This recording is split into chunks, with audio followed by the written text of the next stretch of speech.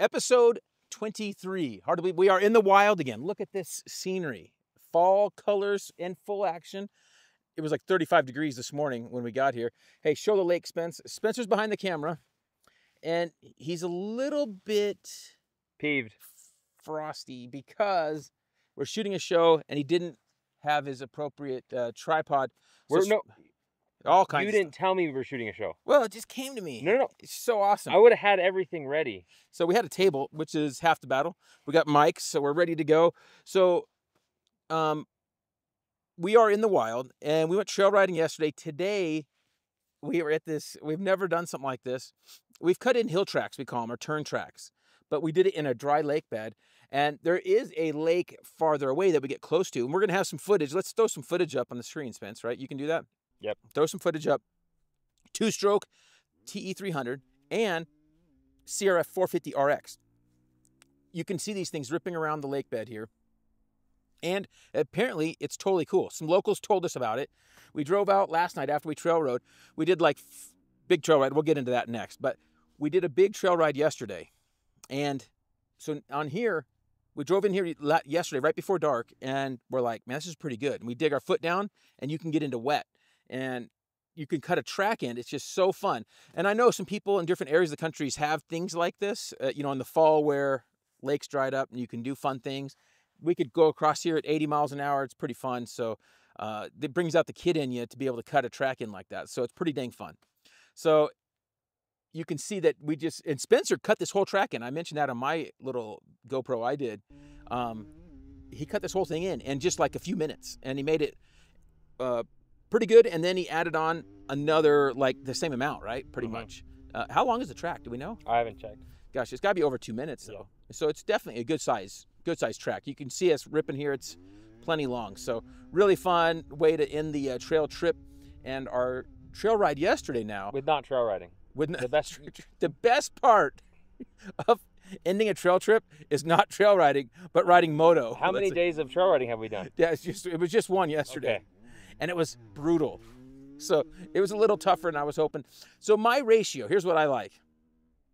Max, 15 to 20% tough, 80% range, epic, flowy, fun trails, not beat up, not rocky. That's my dream trail riding stuff. And there's only a few places we find that. Now, guys are going to call me soft and all that, and that's fine. But I'm short. I only started trail riding when I was 40 years old. Been kind of a moto guy, and not a very good moto guy at that, right? So for me, this is so much more fun. What do you think, Spence? Yeah, they're both fun. They're both fun. Now, Spencer is a better rider, period, better moto, and better trail. If you're better at trail, then that becomes your thing. It becomes like, it's easier to say that that's more fun, right? And especially if you live in an area where there's mainly good trail riding and not so much tracks, that's a big factor too, right? Yep. So anyway, fun times on the trail. We ran into some cool people on the trail. Hunters, family that I hope survived. Family on little bikes. It was crazy. Out in an area that you wouldn't ever take an XR50, 70, and TTR 125. Guy had his whole family out there. It was crazy. So really cool to run into all kinds of cool different people. Also, we were kind of in the midst of hunting season, and today's Saturday. So it was like, better choice to not get shot today, or at least make some hunters angry. Most of them are pretty cool, but it was definitely probably a good idea to not be around when there were so many hunters coming in last night, right? Yep. Okay, so what else we talk? Oh, on the track. Well, let's go the track for sure. The Honda 450 RX out here on this fun track that you showed some footage of. We can even show some more footage because it's so dang fun. The Honda 450 RX on this kind of stuff is just so much better. Then we go into trail riding yesterday, and I've been riding the 300 since early summer, okay? And I've been liking that bike a lot in the tight mountain trails. Now, I will say maybe that issue we fixed earlier, we'll get into that. Maybe that was part of the factor. It didn't run as good yesterday. But yesterday it didn't run as good, and Spencer was riding it for the last at least half of the ride, right? So Spencer hopped on because we thought we were through the tougher stuff, but then it got into where it was more like a lot of rock river crossings. I mean, like 30 creek crossings, right? Yeah. And if this was early season, these would be tough rivers, right? Yeah. Luckily, I mean, you could still fall over and mess up your bike, but most of them weren't more than a foot tall. Mhm. They were 6 inches to a foot tall, right? Yeah. Most of them. So you can still flood a bike in that if you mess up, but we got our boots wet. Funny story on that is Spencer had set out 2 sets of extra boots for me to take, and I was loading up the truck when he wasn't there, and I decided we don't really need to. We shouldn't need any because it's fall. We shouldn't get wet, right? So I only brought 1 pair. So he's today wearing the dry pair of boots because I didn't plan on getting wet yesterday. But I dried off my booties. I took them out last night, dried them off under the hood of the truck while the truck was running, and that worked really well. So they were pretty good when I put them on. So they weren't terrible. Next, on the trail, the Honda 450 RX, having that 4-stroke power helped in so many of those crossings. And then the hill climbs. We got stuck where we had to do some hill climbs to get out. Some of the trail mapping stuff wasn't accurate on, the trails that are marked. Like it's been gone for years, and guys are just going up some crazy tough hill climb, which you usually don't have on mountain trails, typically, because those are more desert things where right? I mean, that's what you found, right? So that kind of thing we did yesterday was more of a desert thing we run into. So, in that kind of stuff. So anyway, that's enough for my babble but what does everybody think? Do they like motocross better or trail riding or both? Which one do you like better? Donnie, it's a long story, but he went to South Dakota. He dropped me off in Utah. He went to South Dakota and went up to this KTM rally. And he met up with my buddy James Schuster. They went riding on adventure bikes and EXCs. So pretty cool adventure from Donnie up there. And we shot that bike for our channel. It's going to come out really soon, that 890 and his EXC. We shot both those with Grant Langston riding them. He was jumping that 890 on the vet track. Did you see some of those clips, Yeah, Spence? those were cool. It's pretty rad, right? Would you do that? No. No. Especially if it's not yours, man. You wad that thing up. It's like a crash isn't going to be cheap, right? Mm-hmm. All right. So let's get into it. We got some comments or questions. We have some questions or some comments that Spencer's going to read. Okay. Not a Pro asks, I really need to upgrade my headlight. This looks sick. And that was on our nighttime riding, our short on YouTube. Spencer's done some filming of, and all we have are the XL80 Baja Designs lights with Moto-minded setup. We have Taco Motos helped us with some of the controls on those EXCs. And that footage that at night is pretty dang good, right, Spence? Oh, yeah. And that was out without even the helmet lights on, right? Yeah, that was just the... just the bike lights. Just the bike lights. And Moto-minded has helmet lights that we will take if we want some more coverage. We're not racing at night, but just our trail ride, it's pretty dang fun, right? Yep. Okay, so we got a picture of our 2 bikes. Kind of talked about that a little bit at the trailhead yesterday. Yeah, the excitement before the trail ride was a little bit more than once we got on, because it was immediately tough, there was no break-in period. Yeah. That's what happens. Whatever. All right, so James Sullivan says, the Pro, heart, and then this is on your spoke maintenance video. Okay, so that's nice of him to say. So we use the torque wrench, and that was James Sullivan. Isn't that from Monsters, Inc.? James Sully, yeah. Yeah. Anyway, because we watch Monsters, Inc. with Jay Liedl too much, right? Yeah. Okay, so that spoke torque wrench from Fast Co. helps a ton on that. And that's in our links, and our Rocky Mountain links. And I have that page of links. Let's have that in the description of the video, Spence. Yeah. Okay, to go to that page. We have a Google Doc where I've been adding all these different products, tools, and chemicals are broken out, and that might be helpful for guys. For sure. All right. SubiFest has another comment on the riding at night, and he asks, do you have your front tire balanced for running on the road? So on the dual sports, yes, we do balance the fronts, and just so that when we're going over, man, it's like if you go over 55, it starts to hop. So you want to balance. Static balance is all you have to do, and we don't do the rear. We've never had a problem. And we're not going 80 on the asphalt. We're not commuting. We're just connecting. So we do usually balance the front on the dual sports. And then every time you change a tire, obviously you need to redo it. So a simple deal. Yeah, for sure. Comment from Yes David, yes, says, is it a green sticker in California? So that was on your 350 XCF, best overall bike. No, and that whole green sticker thing's, I think, kind of dead. I don't know. There is no more green stickers. There's just one sticker, and you can't even hardly get titles on new bikes. So guys go, what do? Well, you title them in places like this and don't stress it. So hopefully that helps you out. Or get an EXC. or get an EXC. Which EXC. you got an EXC. Oh yeah, I got a photo of me Yes. at the Rocky Mountain dealership. I just got one. And maybe if you save your nickels, you could get one too. We're going to try to sell one of your older ones, the EXCs, and we'll see what happens. But I just picked up or I haven't even picked it up yet. I just went by there. We did all the paperwork on the new Gas ES 500, which is like their EXC version. It's California street legal. That answers the question. Nice. All right. Yeah. 250RX comments for KTM riders who want to look like a Honda. And that was on our red and black KTM that we made. Exactly. So, and his handle tells us enough, right? He's a Honda guy. He's a Honda dude. Yeah. So, yes, I do prefer, when I do the KTM bikes, I do prefer them red or black or not orange. I like to make yellow ones or white ones. Yeah. No orange. All right. Anti-orange.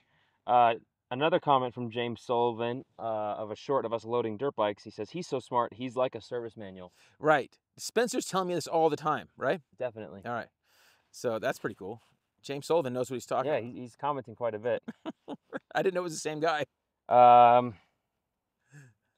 Okay, so this is on our really popular video, our 25 things video that Spencer made. He's the one that organized it all up. Tons of good, useful comments. Let's see what this guy, tips for you. Mr. Mort says, OMG, massive content, great value vid, thank you. See, there you go. I think there's one negative one coming. Oh, okay. Yeah, yeah. It's kind of funny. Nice. So, yeah, so go check, if you have somebody that's new to moto or if you're just learning, go check out that 125 tips. It's like a year old or not quite, maybe 8 or 9 months old. Go check that thing out. Okay. Chad Rides commented on our short of our new Dunlop dirt bike tires, and he asks, so when are y'all going to make the AT81 again, the original? Best do it all tire ever until you discontinued it. Fail from Dunlop. So I don't agree with this, and most of the public and all their testing doesn't agree with this. The AT82 is a lot better off-road tire than 81. So I think the 82 is a huge improvement in either direction. It's bidirectional on the rear. The front is a substantial improvement. The front is, I think the front's as good as any tire out there front-wise, as good as MX-34 or better, or 3S. So I think the front is amazing, and the rear is substantially better for an off-road trail tire. AT82 is amazing. So unfortunately, I just don't think he's been able to test them back-to-back to really know. So hopefully he gets that chance to do it. Yep. This is your negative comment on our 125 things video. Cameron Morgan says, you guys give the basic general info with zero detail, which in the end is absolutely worthless. So it was absolutely worthless of a video, he says. That's the only negative comment I've ever seen on that video, by the way. So how long would that video be if I gave an in-depth on each tip? Probably like 5 hours. Because right now, isn't it like 45 minutes? It's like 40 minutes, yeah. Okay, so we just give you tips, and then we don't go into depth on each tip. And then we have separate videos. We have separate videos on many of those, on brake bleeding and different things that we'll get into. So, yeah, so unfortunately, you can't please them all, right? Nope, you cannot. All right. You just shot a Triumph with Ping. Yeah, so we shot that last at Glen Helen just a couple, not even 2 weeks ago. We shot this, and it's up on Whiskey Throttle Media's YouTube page and their website. You can link there from our website as well. Cool build. I think it's the first Triumph build, other than the race teams, of course. First Triumph build. The bike is really good. I really like the bike. Unfortunately, the power's down on that 250, and unfortunately, you can't tune on the stock ECU. Very much a bummer. Not like the Yamaha and these other bikes that you can tune. And then aftermarket companies like Jamie at Twisted can't even run a Vortex ECU. There's not even an option on ECU. So you're limited on mapping. So we were able just to run a different map to help it from Triumph. They give you 10 optional maps if you buy their $200 tool, which we did, bought that, and still we're very limited. But the bike is really cool. We added a tooth to the rear, put a 49, a 110 Dunlop MX-34 rear. That really helps it because it has a really small rear tire stock. So that really helps it. So hopefully Triumph can, we want to see them succeed because more dirt bike brands making gas engine dirt bikes is awesome. So hopefully they can get this going. Their 450 is coming out soon. So nice. Go Triumph. Wayno asks, any thoughts on the Dunlop 952? Okay, so that's a really old tire, but it's a good tire. It's a really long-lasting tire, and it's not available in large quantities. Parts Limited, from what I understand, is the one that distributes those. They have all those tires, and it's a good, long-lasting tire for guys that are looking for that, maybe out in the desert or anything like that. It's a tire you should look at. Yeah. Don Miller commented on our number 21 Operation Mindcrime with Chris Kiefer Yep. episode Yep. of That Moto Show. Says, haha, Jay, you've always reminded me of Brian Denny. There it is again. Okay, so IMS tank. Okay, so on the new generation KTM bikes, there's been a lot. If anybody has a new 23, 24, 25 KTM or Husky, they know that the fuel pickup, if they're off-road guy, if you're a motocross guy, it's not a huge deal. Just keep your tank full. You'll never run out of gas. If you're an off-road guy, the problem is the pump comes in from the top. And as you can see in the photo here, what we've done is run the old pump into an IMS tank that comes in from the bottom.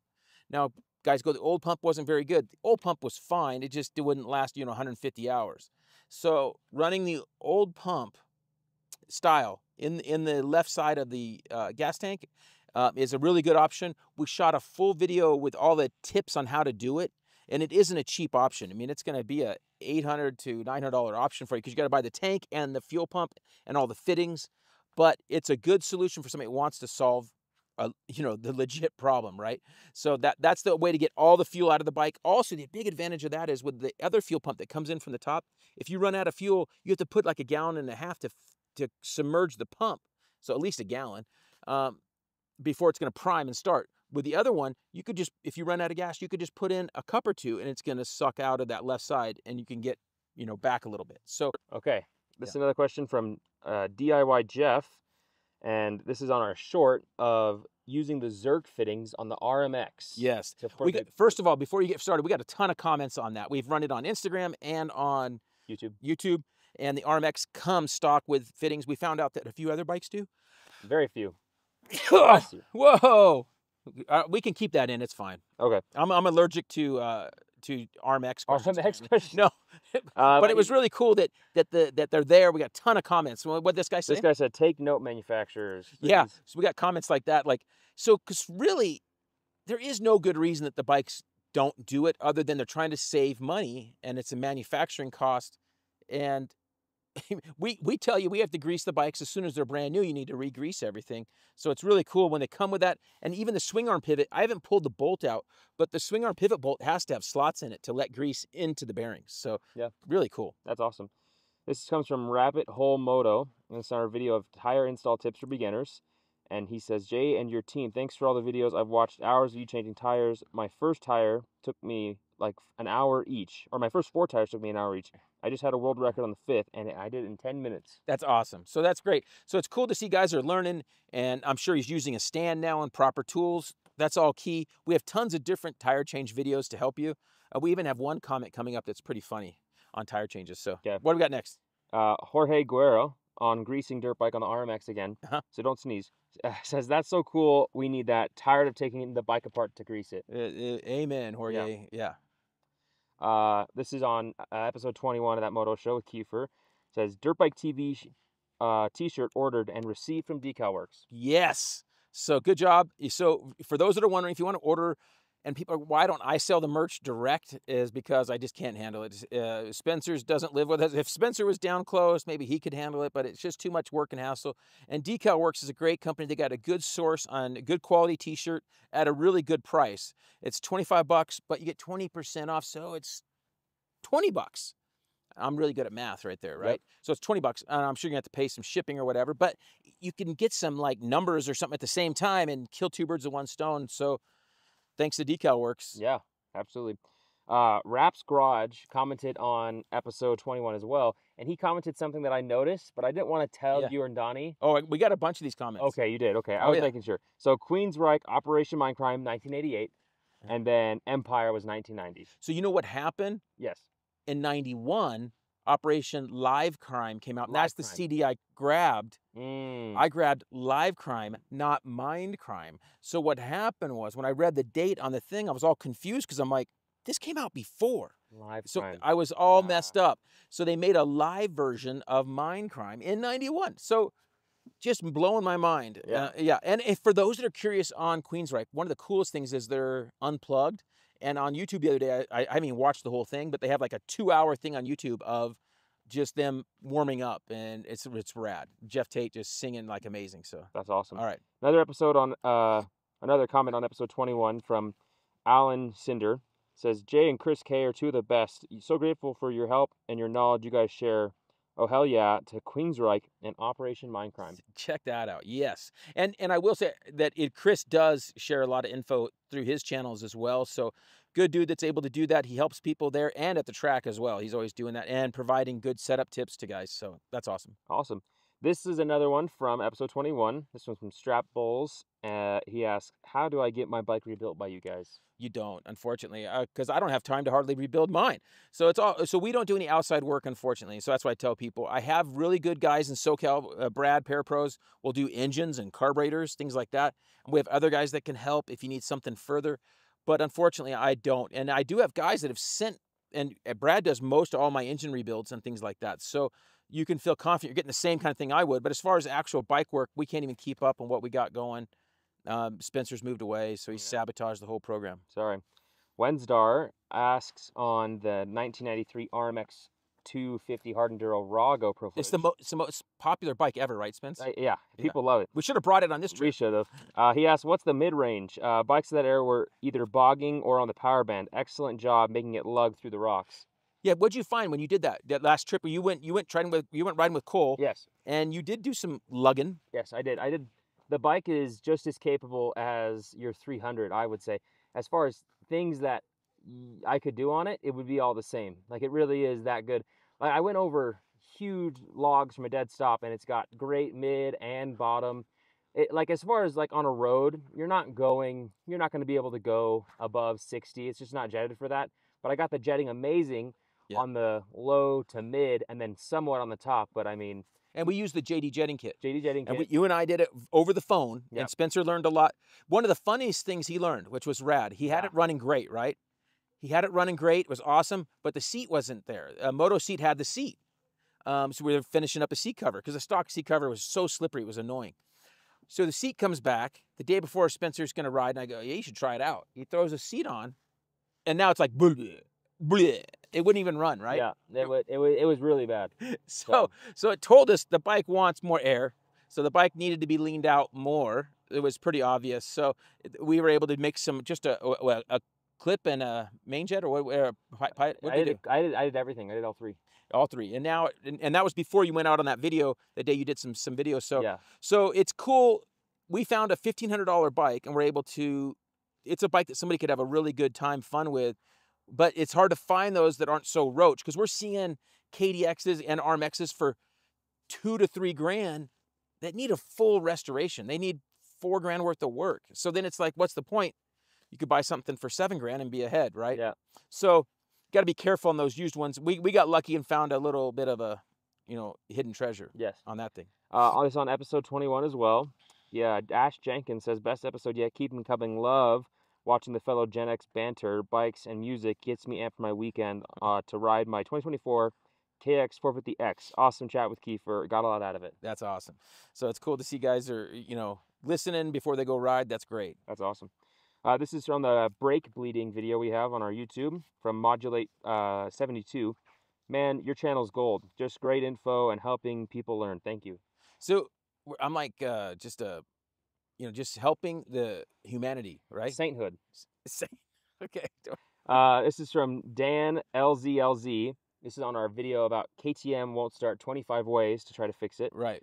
Dan asks, I wish there was a two-stroke video. Mine won't start at all. Okay, two-stroke video. The problem is there's so many dang things, but I'll give you the quick list. First thing is carburetor. And when you have the carburetor off, you need to rebuild it, okay? And then while you're rebuilding it, peek in there at those reed cages, make sure that's fine. Also, they need compression. A lot of times guys think two-strokes are just going to run forever. They need to have some compression. So if the thing's so worn out, many times that's the simple reason it won't start, because it's so worn out, it won't even start. So compression, reeds, silencer is usually all blown out and clogged up, caked. Those are major things to check on a two-stroke. Then you want to check that you have spark.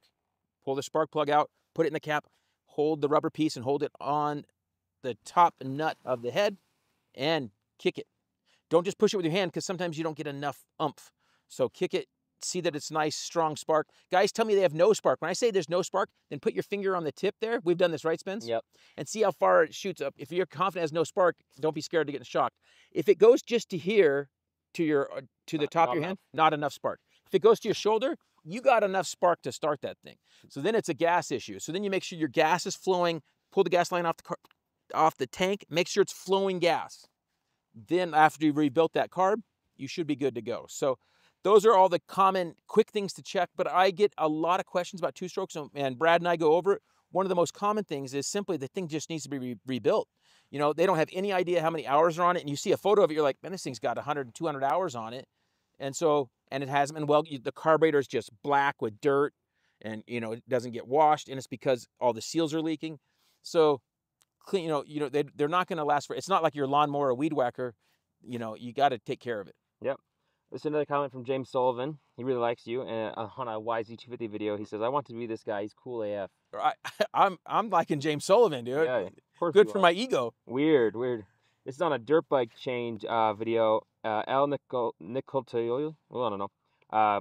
He says, "I think he's a master in that. I also think that he has a special tire from Dunlop that feels so soft. So the same tire from the dealer is too strong." So you're saying you have prop tires? Prop tires, stunt tires. We've had them called all these things. Yes. So he hasn't watched enough of our videos because I would have to have like 150 prop tires, right? A lot of prop tires. Right. That were worn and ridden on.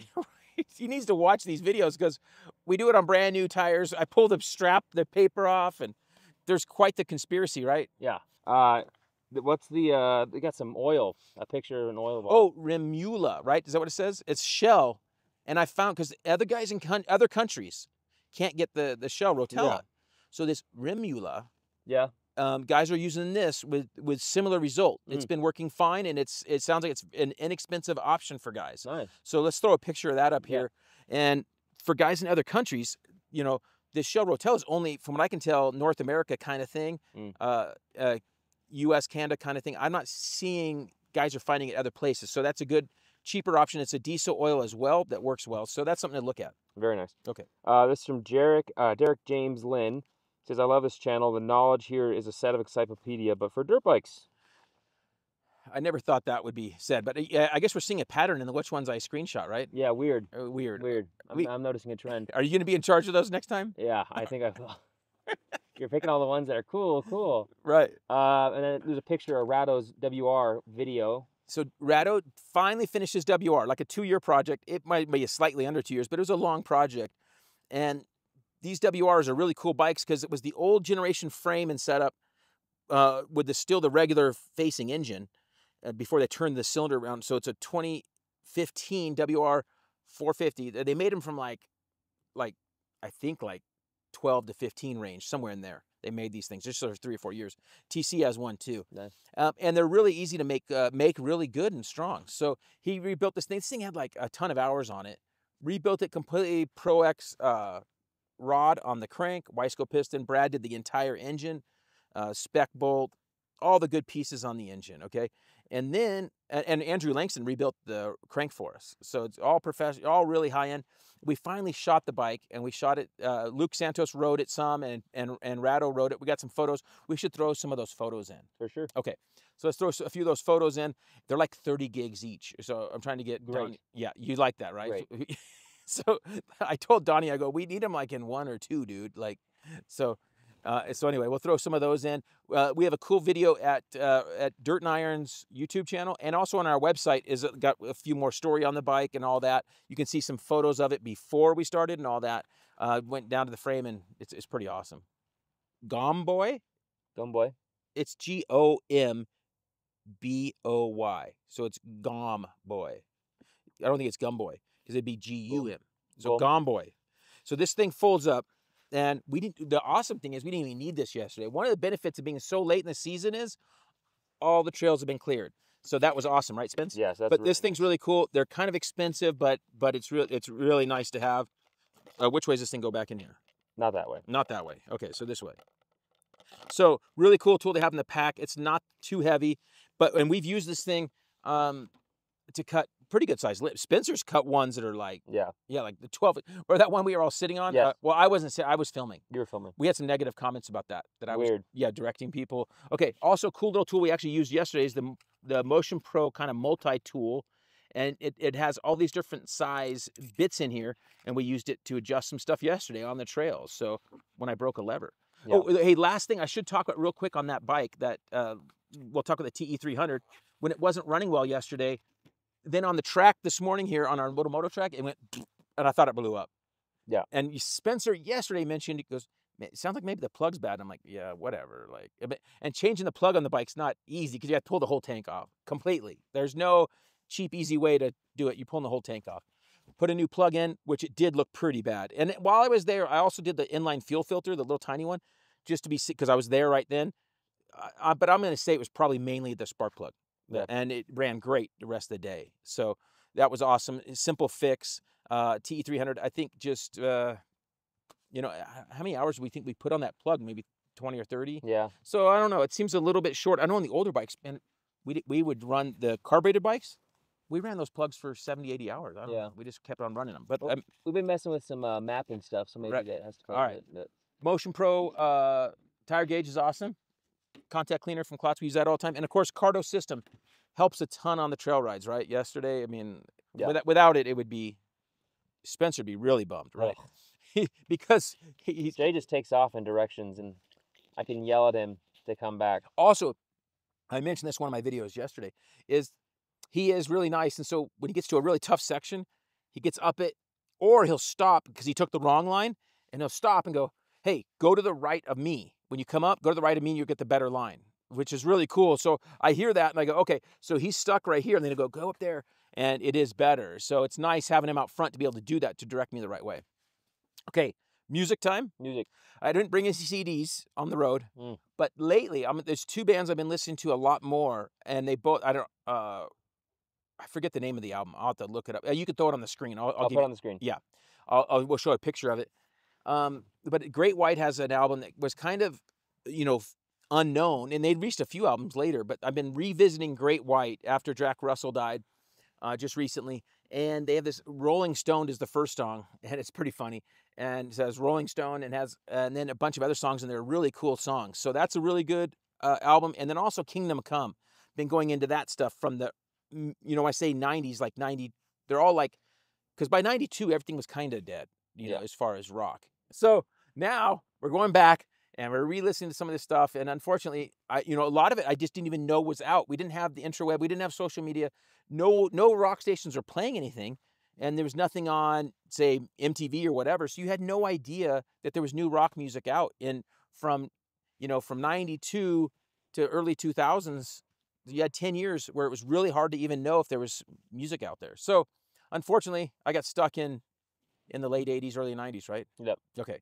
So even listened to some country for a while and all that, and have redirected purpose. So those are two really good bands to check out. Their stuff from the early to mid 90s, even later, even into the early 2000s, some cool stuff. So those are really cool. So any parting shots, Spence? Any questions or comments? Oh, we can show them again. Okay. Right. And then we'll end with GoPro footage of the track, and then GoPro footage of the trail, and you guys can see which one you like more. Yeah, I think that's a great idea. You could leave, because this show is so short and guys are bummed. So the guys that are listening to this podcast, all they're going to hear is 2- and 4-stroke sounds for the next 5 minutes? Yeah, 5 minutes. 10 minutes. Yeah. Okay, whatever. Anyway, just we'll have some 2-stroke on the track, and then on the trail it's going to be like blip blip blip blip blip blip blip blip blip, and you hear me going. People go when they hear me going or breathing hard, they get all bummed, you know. Yeah. So all right, hope you guys like. Remember to like it, comment, subscribe, all that kind of stuff. Share with your friends, and we'll use those links to the cool companies at the very end. We'll put that at the end of the GoPro stuff. Yeah. So you guys can just watch some cool GoPro right now. So you guys, thanks Spencer for enduring this episode where you had to be crouched over, hidden tiger, crouching dragon. All right, see ya. See ya.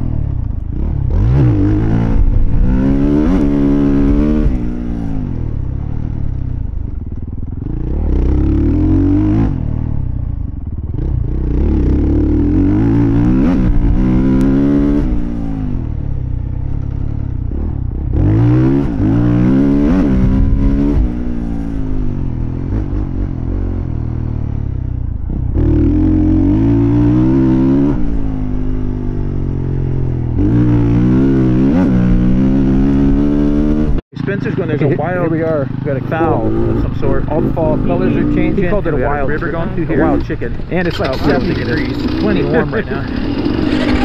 So, on a Honda 450 RX that starts right up into the woods. People might like that lower trail because it's not as much exposure to fall. Getting a little bit easier for me. We had another video showing Spencer was down on this lower trail. I guess I shouldn't have got back on right here. Okay.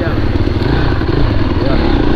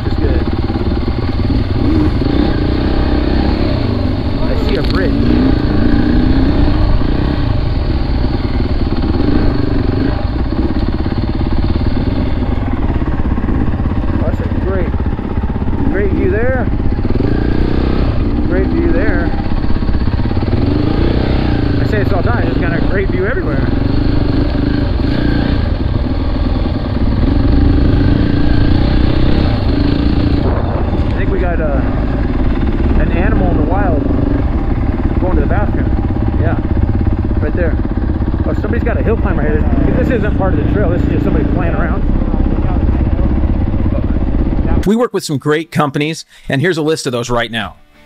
Dunlop Motorcycle Tires, Wiseco Piston, Vinco Air Shocks and Dirt Bike Parts, FMF Exhaust, Decal Works Graphics, Pro X Racing Parts, Recluse Clutch Revolution, Motion Pro Specialty Motorcycle Tools, Works Connection, Uni Filter, Klotz Oil, Cometic Gasket, MX Plastics, JE Pistons, Cardo Systems, ODI Bars and Grips. And remember, if you shop Rocky Mountain, use our link from our site, Linktree, or link in description of the videos. Thanks for watching and listening. Don't forget to like, comment, and subscribe.